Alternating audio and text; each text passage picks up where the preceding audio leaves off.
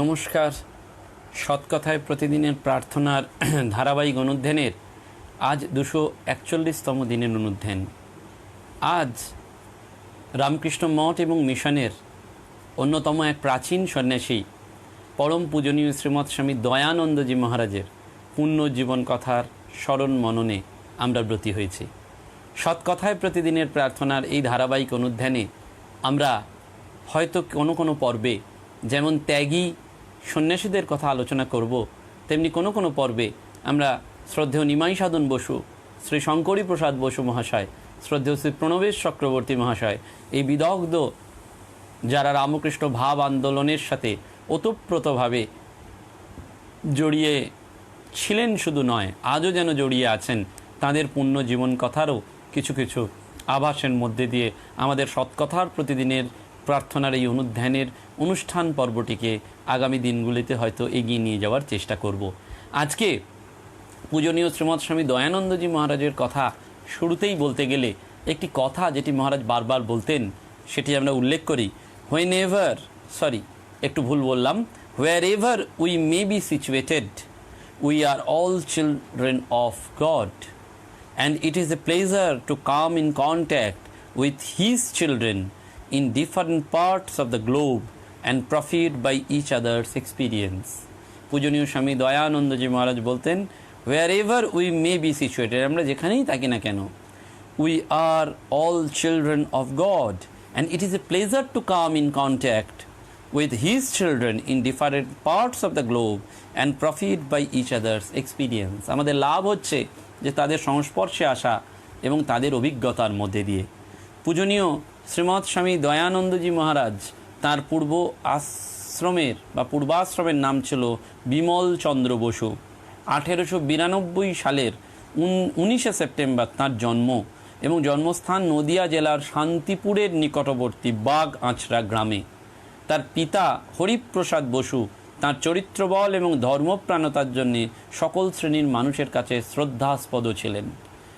একটু উল্লেখ করে দিই, আমাদের এই শান্তিপুরের কাছে যে বাগ আঁচড়া আশ্রম, সেটি আমরা প্রত্যেকেই জানি পূজনীয় শ্রীমৎ স্বামী মাধবানন্দজি মহারাজের পবিত্র জন্মস্থান।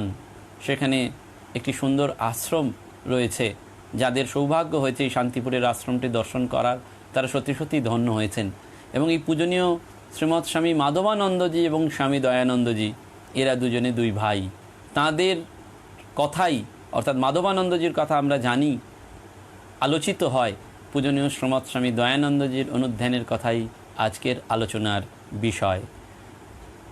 MA BL ডিগ্রি লাভ করে তিনি কিছুদিন বিদ্যাসাগর মশাইয়ের মেট্রোপলিটন কলেজে অধ্যাপনা করেছিলেন।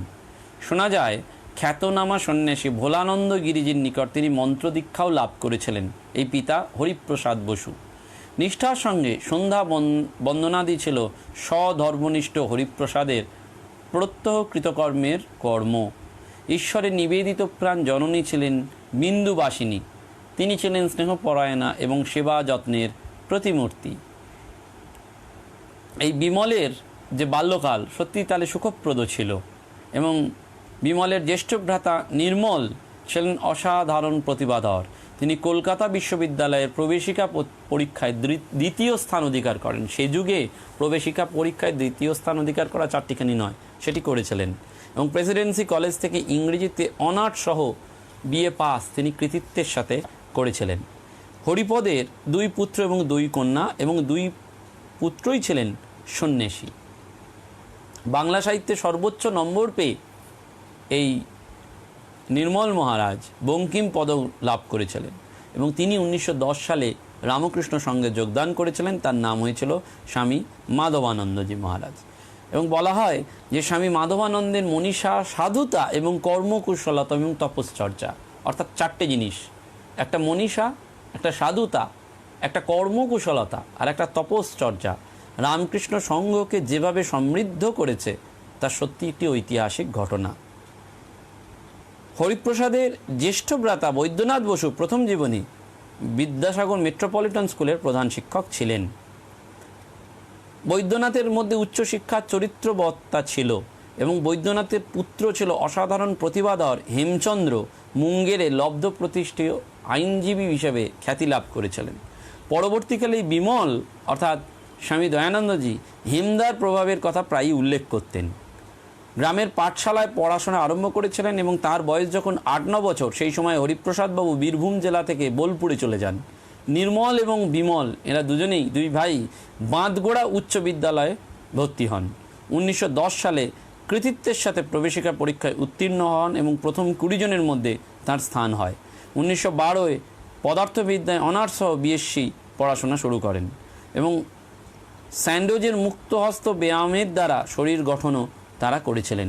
স্বামী বিবেকানন্দের ইন্সপায়ার টক্স দেববাণী দাদা নির্মল এবং বিমলের উপর প্রভূত প্রভাব বিস্তার করেছিল। পুরুলিয়াবাসী যতীন্দ্রমোহন মিত্র সে সময় সিমলাতে একটি মেসে থাকতেন। তিনি ডাক্তারি এলএমএসের ছাত্র ছিলেন। তিনি শ্রী মায়ের কৃপা লাভ করেছিলেন। তিনি ছিলেন অন্যতম কথামৃত মধু। বিমলের প্রায় সমবয়সী যুবক দ্বিজেন ছিল বিমলের বোনের দেওর। দ্বিজেনের আত্মীয় ছিল ক্যাপ্টেন মিত্র।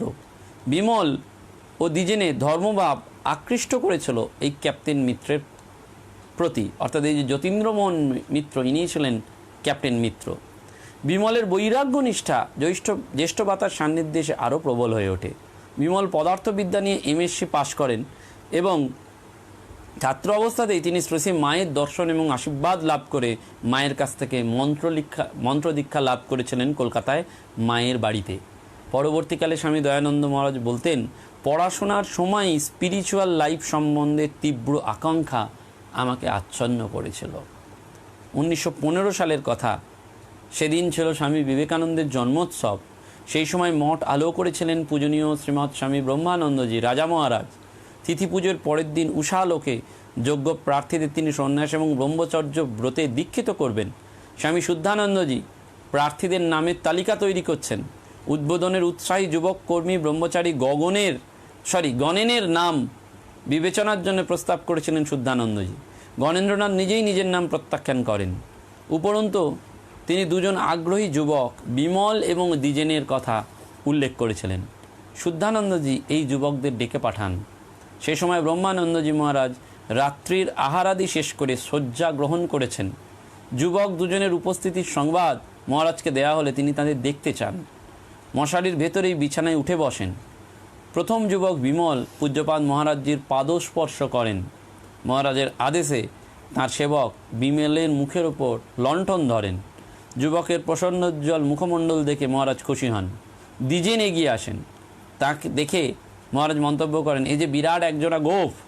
তিনি খুশি হয়ে দুজনকেই ব্রহ্মচর্য ব্রতে দীক্ষিত করতে সম্মত হয়েছিলেন এবং যুবক দুজনেই অকস্মাৎ উদিত সৌভাগ্য সূর্যের জন্যে প্রস্তুত ছিলেন কিনা সেটা জানা যায় না। স্বামীজির জন্মোৎসব সারাদিন মহা আনন্দে কেটেছিল। বেলুর মঠ কর্তৃপক্ষ বিমল এবং দুজনকেই উদ্বোধনের কর্মী করে পাঠিয়েছিল। একই বাড়ির দোতলায় মা বাস করছিলেন। 1909 সালের 23 মে মা এই বাড়িতে প্রথম পদার্পণ করেন। নিচের তলায় মঠ এবং মিশনের সম্পাদকের অফিস ছিল।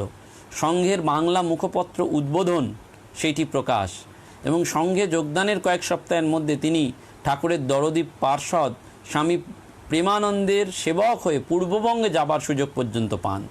1915 খ্রিস্টাব্দের এপ্রিলের শেষাশেষি প্রেমানন্দজির সঙ্গে গিয়েছিলেন রাসবিহারী মহারাজ, হরিহর, বিমল চৈতন্য অর্থাৎ স্বামী দয়ানন্দজি মহারাজ এবং চারু অর্থাৎ পরবর্তীকালে স্বামী ভজনানন্দ, এই চারজন ব্রহ্মচারী। ভারত গৌরব বৈজ্ঞানিক ডক্টর জগদীশচন্দ্র বসুর কনিষ্ঠ ভ্রাতা সতীশচন্দ্র বসু বিক্রমপুরের রাড়িখালে তাদের পৈতৃক বাটিতে মহা সমাদরে মহারাজদের নিয়ে যান। সবাই যেন অনুভব করত যে আজ কি যেন একটা নব ভাবোদয় হৃদয় মাজারে হয়েছে। স্বামী বিবেকানন্দের যে প্রতিষ্ঠিত উদ্বোধন পত্রিকা, সেইটি যুগ্ম সম্পাদনার দায়িত্বে ছিলেন বিমল চৈতন্য এবং শান্তি চৈতন্য। 1322 বঙ্গাব্দের মাঘ থেকে 1326 পৌষ মাস পর্যন্ত 4 বছর তারা এই সম্পাদনার কাজ করেন। সমকালে তাঁর সাহিত্য প্রতিভার স্বাক্ষর হিসাবে সত্য লাভ শীর্ষক প্রবন্ধটি উল্লেখযোগ্য।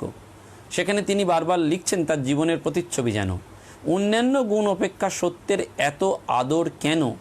কারণ সত্য সকল গুণের আয়তন, আধার। অর্থাৎ ওই ব্রহ্মচারী অবস্থাতেই তিনি উদ্বোধনের সম্পাদনা হিসাবে, সত্য লাভ হিসাবে যে পত্রিকাটি, এই যে প্রবন্ধটি লিখছেন, সেখানে বলছেন কেন না সত্য হচ্ছে সকল গুণের আয়তন, আধার। ঠাকুর ওই যে বললেন না, সত্য হচ্ছে কলিযুগের তপস্যা। পদ্ম প্রস্ফুটিত হইলে যেমন ভ্রমর আসিয়া জোটে, সেইরূপ সে সত্যকে দৃঢ় আলিঙ্গনে ধরিয়া থাকে, তাহার অন্তরে দিন দিন নবগুণের বিকাশ হইতে থাকে। সত্যবাদী হইতে হইলে অকপট হইতে হবে, মন মুখ এক করিতে হইবে। সত্যবাদীর পথ অতি সরল, তাহাতে লুকোচুরি নাই, ভয় নাই, সে সদা প্রফুল্ল, সদাই নিশ্চিন্ত। সত্যবাদীকে বাক সংযম করিতে হয়, সত্যবাদী দৃঢ় প্রতিজ্ঞ, তাহার নিকট কথা কেবল শব্দ মাত্র নয়, সে জানে man's word is God in man, অর্থাৎ কথা দিলাম তো জান দিলাম, এই তার ভাব। সত্য হৃদয়ে সৎ সাহস এনে দেয়, সত্যবাদীর হৃদয় দিন দিন শতদলের ন্যায় প্রস্ফুটিত হইতে থাকে। অর্থাৎ এইটি বলছেন। এবং সেই প্রবন্ধে তিনি আরও বলছেন, আমরা দক্ষিণেশ্বরের শ্রী রামকৃষ্ণদেবের কথা বলিতেছি, আমরা যে কি মহাপুরুষের জীবনী পাঠ করব তা নয়, তাহার উজ্জ্বল আদর্শ সম্মুখে রেখে নিজেদের জীবন গঠন করবার জন্যে প্রাণপণ চেষ্টা করব। এবং মায়ের সম্পর্কেও তিনি বারবার বলতেন যে ইনি এমন মা যে না পেয়েছে, যে মাকে না দেখেছে, সে বুঝতে পারবে না। মায়ের ওপর এমন ঐকান্তিক নির্ভরশীলতা ছিল এই বিমল চৈতন্য মহারাজের। শ্রী শ্রী মাকে বিভিন্ন পরিবেশে তাঁর দেখাশোনার সৌভাগ্য ঘটেছে। একবার জগদ্ধাত্রী পুজোর পরে মায়ের কলকাতা যাওয়া স্থির হয়েছিল। স্বামী শারদানন্দজি মহারাজের নির্দেশে ব্রহ্মচারী প্রকাশ এবং বিমল চৈতন্য মহারাজ প্রেরিত হয়েছিলেন। 8ই অঘ্রায়ণ কলকাতা যাওয়ার দিন ধার্য হয়। কলকাতার পথে শ্রী শ্রী মা তার বৈঠকখানা কোয়ালপাড়া আশ্রমে ঠাকুরের এবং নিজের ছবি প্রতিষ্ঠা করেছিলেন। মায়ের আদেশে কিশোরী মহারাজ সেদিন হোম করেছিলেন। পুজো শেষে সকলে প্রসাদ পেলেন। মায়ের অসুবিধের দিকে দৃষ্টি দিতে অতিব্যস্ত প্রকাশ মহারাজ একাধিকবার অন্যান্য কর্মীদের কাজে কর্মে হস্তক্ষেপ করতে চেষ্টা করলে শ্রী শ্রী মা শান্ত এবং কঠিন স্বরে প্রতিবাদ করেন। শ্রী শ্রী মা বলেন, এ আমাদের পাড়াগা, কলকাতার মতন এখানে কি সব ঘড়ির কাঁটায় কাঁটায় হয়ে উঠবে? ব্রহ্মচারী প্রকাশ ক্ষমা প্রার্থনা করেন। অর্থাৎ দেখুন, মায়ের মতন মাও তিনি বলছেন যে পাড়াগা, অর্থাৎ ওই যে যখন যেমন তখন তেমন। আমরা অনেক সময় খুব রিজিড থাকি, অনেক মানুষই খুব রিজিড থাকি যে টাইম টু টাইম একেবারে করতে হবে, কিন্তু মা সেখানে বারবার বলছেন। এবং আহারাদি সেরে রাত্রি 8টায় 8খানি গরুর গাড়িতে সকলে বিষ্ণুপুর যাত্রা করেন। এবং আরেকবারের ঘটনা বলছেন, 1324 সালে শ্রী শ্রী মায়ের বেশ জ্বর হয়। খবর পেয়ে পূজনীয় শারদানন্দজি, যোগেন মা, গোলাপ মা, সরলা দেবী এবং ব্রহ্মচারী বিমল চৈতন্য ডাক্তার কাঞ্জিলাল জয়রামবাটিতে উপস্থিত হন। ডাক্তার কাঞ্জিলালের চিকিৎসায় শ্রী শ্রী মা কয়েকদিনের মধ্যে সুস্থ হয়ে ওঠেন এবং শ্রী শ্রী মা সন্তানদের আদর যত্ন করতে ব্যস্ত হয়ে পড়েন। সেই সময় প্রতিদিন সকালে শারদানন্দজি নদীর পাড়ে আমলকি গাছের তলায় বসে গীতা ব্যাখ্যা করতেন, আর বিমল চৈতন্য মহারাজ অর্থাৎ দয়ানন্দজি গীতা থেকে শ্লোক পাঠ করতেন আর শারদানন্দজি তার ব্যাখ্যা করতেন।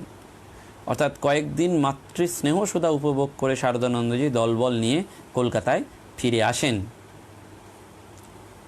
রোগে জীর্ণ শীর্ণ শ্রী শ্রী মাকে নিয়ে আসা হয়েছিল উদ্বোধনে বাড়িতে 1920 সালের 27শে ফেব্রুয়ারি। শরৎ মহারাজের চেষ্টায় সমস্ত ব্যবস্থা করা হয়েছিল, কিন্তু মহামায়া শ্রী শ্রী মা জাগতিক মায়া ছিন্ন করেন এবং শরৎ মহারাজকে ডেকে বলেছিলেন, এরা সব রইল দেখো। 20শে জুলাই মহাসমাধি যোগে শ্রী শ্রী মা তার স্থূল দেহটি ত্যাগ করেছিলেন। এবং সেই মায়ের প্রয়াণে শোকাহত চিত্ত বিমল চৈতন্য মহারাজের মনে তীব্র আঘাত আসে এবং তিনি সাধন ভজনের জন্য ব্যাকুল হয়ে মঠ কর্তৃপক্ষের অনুমতি নিয়ে কাশীধামে চলে যান এবং মাধুকরী বৃত্তির উপর নির্ভরশীল হয়ে তিনি সেই সময় গভীর ধ্যানজপের মধ্যে দিয়ে ডুবে যান। সে সময় কাশী সেবাশ্রমের কাজকর্ম নিয়ে বেশ জটিলতার উদ্ভব হয় এবং শারদানন্দজি মহারাজ ব্রহ্মানন্দজি মহারাজকে কাশীতে নিয়ে যান। এবং সেই সময় ব্রহ্মানন্দজি মহারাজ 1921 সালে 20শে জানুয়ারি থেকে 25শে ফেব্রুয়ারি ছিলেন এবং রাত দিন ভগবত প্রসঙ্গ এবং আধ্যাত্মিক পরিমণ্ডল সৃষ্টি করেছিলেন, যার ফলে সকলের মনোমালিন্য দূর হয়ে গিয়েছিল। সাধন ভজনের অত্যধিক গভীরতার মধ্যে প্রবেশ করার জন্যে তার মনও যেন উদ্বেল হয়ে উঠেছিল। এবং এই কালেই পূজ্যপাদ হরি মহারাজ তাঁর সেবক সনত মহারাজের কাছে মন্তব্য করেছিলেন, দুজনের নির্মল এবং বিমলের মধ্যে বিমলের স্পিরিচুয়াল পোটেন্সিয়ালিটি বেশি। তখনকার দিনে ব্রহ্মচর্যের 4 বছর পরেই সন্ন্যাসের আবেদন করার রীতি ছিল। বহির সন্ন্যাসের চেয়ে অন্তর সন্ন্যাসের ওপরই ছিল ট্র্যাডিশন। বিমল চৈতন্য সেই দিকেই দৃষ্টি দিয়েছিলেন এবং স্বামীজি এবং ঠাকুরের জন্মতিথি উপলক্ষে 40 জনকে সে বছর সন্ন্যাস দেওয়া হয়েছিল এবং দিয়েছিলেন স্বামী ব্রহ্মানন্দজি মহারাজ। সেইখানেই সন্ন্যাস ব্রত পেয়ে বিমল চৈতন্য মহারাজের নাম হয়েছিল স্বামী দয়ানন্দজি মহারাজ। এবং তারপরেই তিনি ওই তপস্যায় একেবারে ব্যাকুল হয়ে ওঠেন এবং সেই সময় তার সঙ্গে ছিলেন আত্মপ্রকাশানন্দজি এবং স্বামী জপানন্দজি। তিনি দুর্গম অমরনাথ দর্শন করে পরমানন্দ লাভ করেছিলেন। পরবর্তীকালে তিনি বলেছিলেন, সন্ন্যাসের পর বছরখানেক কারুর গাইডেন্সে তপস্যা করা উচিত। তার মুখে বারবার এটাও শোনা গেছে, সাধুদের কোনো না কোনো সময় কিছুদিন মাধুকরী করা উচিত। বৃদ্ধ বয়সেও তিনি স্বর্গাশ্রমের খুঁটিনাটি বিষয়ে খোঁজ নিতেন এবং 1972 সালে গাড়ি করে হরিদ্বার, ঋষিকেশ হয়ে উত্তরকাশীতে তিনি গিয়েছিলেন। তিনি বারবার এটি অনুরণিত করতেন তার নিজের জীবনে যে সবই তার কাজ, অর্থাৎ মায়ের যে কথা সেটি যেন তার জীবনে একেবারে ফলপ্রসূ হয়েছিল। 1921 সালের শেষ ভাগে তিনি মায়াবতী অদ্বৈত আশ্রমের কর্মী হিসাবে যোগদান করেন এবং ইংরেজি ভাষায় যে প্রবুদ্ধ ভারত সেইখান থেকে তখন ছাপা হতো এবং সেই সময় প্রজ্ঞানানন্দজির তিরোধানের পর মাধবানন্দজি সেখানে স্থলাভিষিক্ত হন এবং সেই সময় হিন্দি পত্রিকা একটি সমন্বয় বেরোয় এবং সমস্ত কাজ তিনি এটি করেছিলেন। স্বামী দয়ানন্দজি এই সমন্বয়ের জন্য হিন্দি ভাষাও পর্যন্ত শিখতে শুরু করেছিলেন, কারণ স্বামীজি এই সময়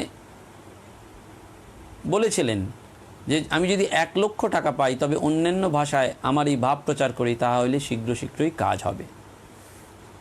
এবং কাশী থেকে সেই সময় খবর এসেছিল যে তুরীয়ানন্দজি দুরারোগ্য পৃষ্ঠব্রণ রোগে আক্রান্ত। দয়ানন্দজি এবং বিবিদিশানন্দজি কাশী যাত্রা করেন এবং হরি মহারাজের সেবায় তারা নিজেদের নিয়োজিত করেন।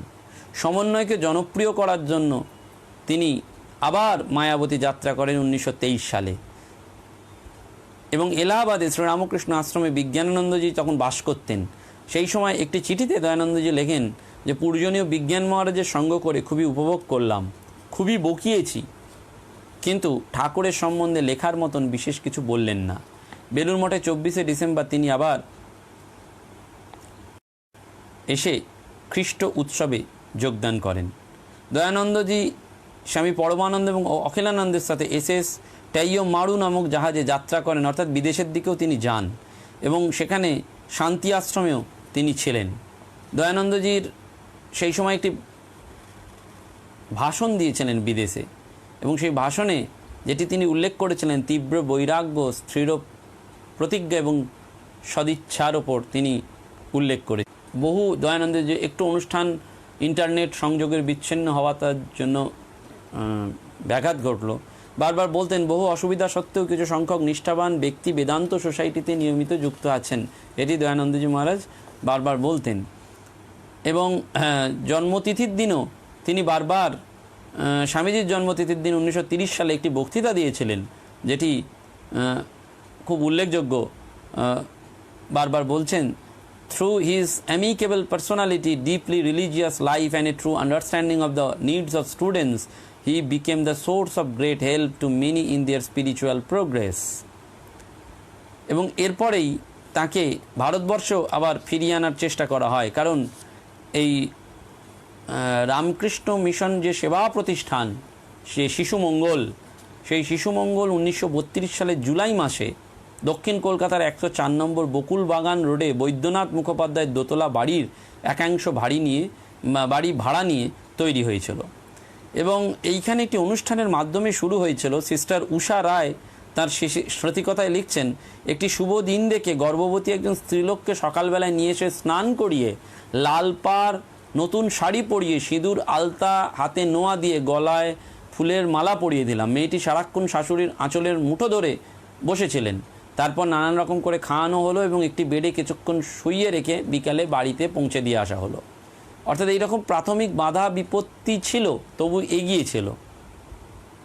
এবং বাইরে আসক্তি থাকলেও ভেতরে তার ছিল অনাসক্তি ভাব। এবং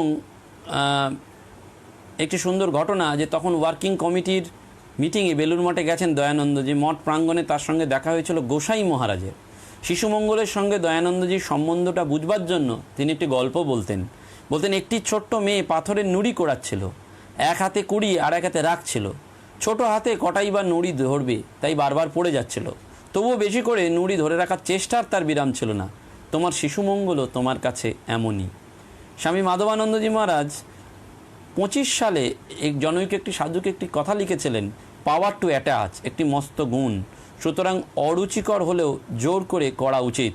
দয়ানন্দজির জীবনে এই বৈরাগ্য বিবেক্তির একটি সুনিপুণ নিষ্ঠা আমরা সারা জীবন দেখতে পাই এবং সমগ্র কঠোর নিয়মনিষ্ঠার মধ্যে দিয়ে ডায়নামোর মতন করে তিনি এগিয়ে নিয়ে গিয়েছিলেন। এবং এখানকার বিভিন্ন পর্যায়ের বহু কর্মীর সঙ্গে দয়ানন্দজির এত সুন্দর সম্পর্ক ছিল যে বলা যায় না। শেষ বয়সের একটি ঘটনা, সেবা প্রতিষ্ঠানের সেবাযজ্ঞের সম্প্রসারণ যখন হয়েছিল তখন একদিন দয়ানন্দজি রোগীদের দেখতে গেছেন। জনৈক সাধু রোগী মহারাজকে এই অতুলনীয় সেবা, না আমাকে নয়, ঠাকুরকে থ্যাংক ইউ দাও। 1957 সালে এই রামকৃষ্ণ মিশন সেবা প্রতিষ্ঠান। এবং দয়ানন্দজিকে শিশুমঙ্গল থেকে অব্যাহতি দিয়ে যখন উচ্চ পদের কথা বলা হয়েছিল তখন তিনি বলেছিলেন যে সেটা তার পক্ষে যেন সম্ভব নয়। এবং দয়ানন্দজি মহারাজ দয়ানন্দজির একটি ঘটনা বারবার আমাদের মনে পড়ে। সেবা প্রতিষ্ঠানে তিনি যেতেন, অসুস্থ রোগীদের দেখে তারপরেই এসে মালা জপ করতে বসতেন। বাথরুমে যেতেন বা ফ্রেশ হওয়া, যেটা আমরা বলি জার্ম টার্ম, সেটি করতেন না। আর তার সঙ্গে একজন সন্ন্যাসী যেতেন, তিনিও ফিরে এসে গা হাত পা ধুয়ে তারপর বসতেন। তো একদিন জিজ্ঞেস করছেন, আপনি এরম করেন আর আমি এরম করি, তফাৎটা কোথায়? তখন দয়ানন্দজি বলেছিলেন, এই হসপিটালের বেডে যারা শুয়ে আছে তারা জীবন্ত শ্রীরামকৃষ্ণ, জীবন্ত মা শারদা। বেলুড় মঠের মন্দিরে গেলে কি চান করতে হয়?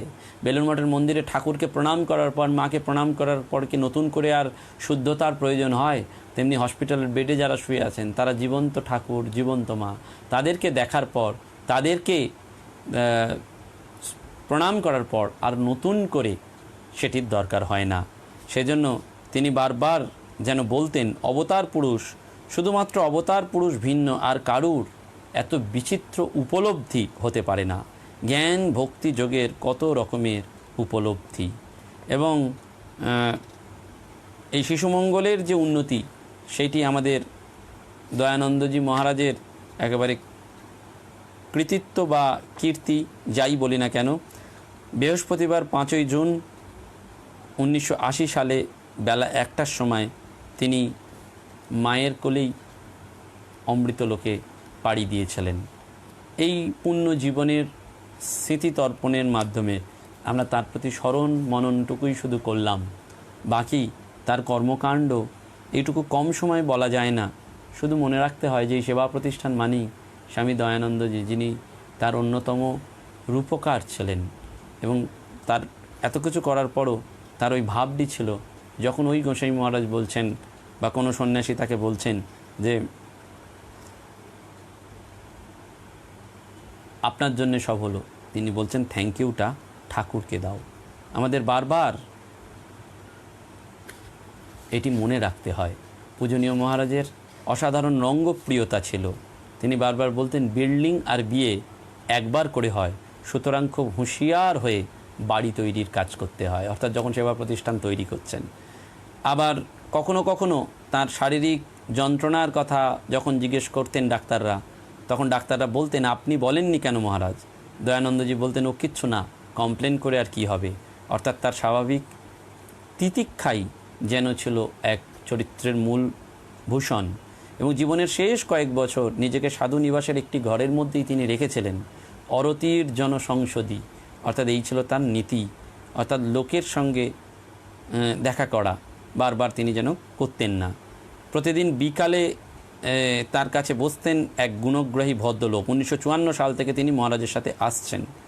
একদিন অনুসন্ধিৎস ভদ্রলোক বললেন, স্বামীজি এত বড়, এত মহান, কিন্তু ওর নিকট সান্নিধ্যে স্পষ্ট অনুভব করি আমি যেন ওর ইকুয়াল। তার এই অনুভবের কথা তিনি দয়ানন্দজিকে নিবেদন করলে বললেন, সাধুর তো তাই করা উচিত। অর্থাৎ সাধুর কাছে কেউ ছোট বড় নেই, এইটি যেন। একবার এক নবীন সন্ন্যাসী তাকে জিজ্ঞেস করেছিলেন, মহারাজ দেশ বিদেশে তো ঠাকুর এত প্রচার হচ্ছে, সেসব জায়গায় ঠাকুর সম্বন্ধে মানুষের কি ধারণা? মহারাজ বলছেন তখন, এমন সৌভাগ্যবান কয়জন আছে যে ঠাকুরকে অবতার বা ভগবান বলে ঠিক ঠিক বুঝতে পেরেছে। একজন কর্মক্লান্ত জনৈক সন্ন্যাসী প্রতিষ্ঠানের অর্থাভাব, সীমিত শয্যা সংগ্রহ দেখে বারবার মহারাজকে ফ্রি বেডের জন্যে পিরাপিরি দেখে বারবার মহারাজকে জানালেন। তখন মহারাজ বারবার তাকে সস্নেহ কণ্ঠে বললেন, সেসব তুমি ভাবছো কেন? তুমি সেবা করতে এসছো, সেবা করে যাও, আন্তরিকভাবে করে যাও, ফ্রি বেড যতটা পারো করে দাও। অর্থাৎ এই ছিল তার দয়া। দয়ানন্দজি মহারাজের এই দয়া, এই সরলতা আর এই কর্মনিষ্ঠা আমাদের ভাবায়। আমাদের আজকের এই যন্ত্র যুগের কল্যাণেও বারবার যান্ত্রিক ত্রুটি হয়েছে।